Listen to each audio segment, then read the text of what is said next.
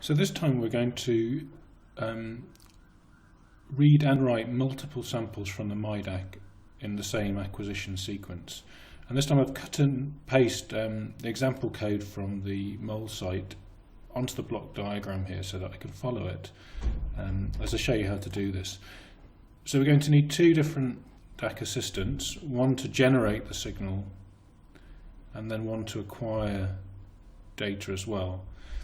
And what we want to do is to generate a sine wave or a square waveform signal up here with a controlled sampling information and use that data to write into the myDAQ the signal that we want to generate. We're then going to read with exactly the same sample rate and same number of samples here as for the signal that we've generated. So let's first of all create the square wave generator. So if we go to waveform generation and pick a square waveform up here,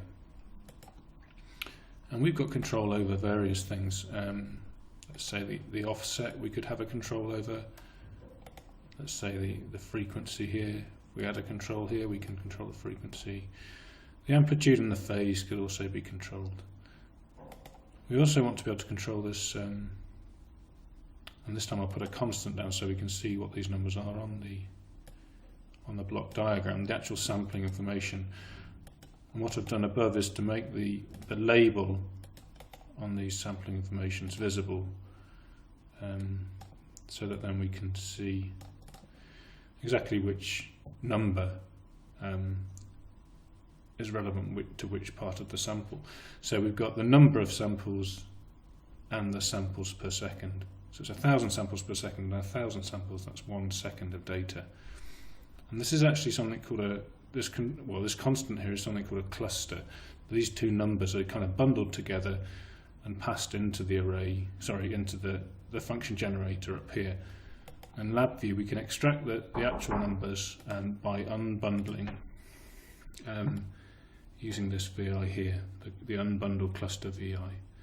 And then the output here are two separate individual numbers, and we're going to use these later on to control the sample rate and number of samples of our data collection VI over here. Okay, so the important output from the square wave generator here is the signal itself. And in the VI above, we made a graph of that, so let's create an indicator here. We might have to change that on the front panel to actually be a graph rather than just a set of numbers.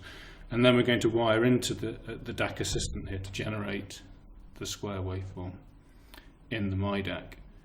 So we'll need to get our express VI, our DAQ assistant, and we'll have to configure. So this first one, we're going to be generating an analog output, and it'll be a voltage on analog output channel 0.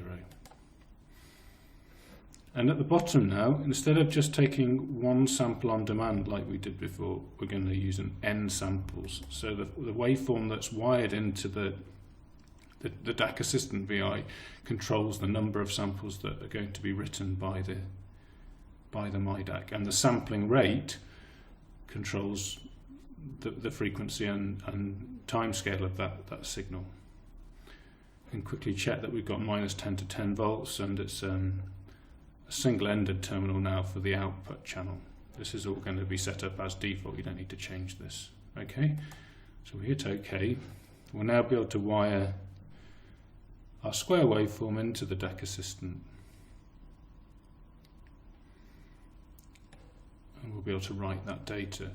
So this part of the VI now generates the square waveform, which could pulse the LED on the breadboard. And the next thing we want to do is to acquire data so that we can read the LED intensity. So a second DAQ assistant, and this time we're going to acquire signals, analog input, analog voltage, and analog impact channel 0. And again, rather than just having one sample on demand, we'll have N samples with exactly the same sample rate as the waveform that we wrote to the first DAQ assistant. So if you drag the second DAQ assistant down, we see number of samples and rate as control inputs. and the number of samples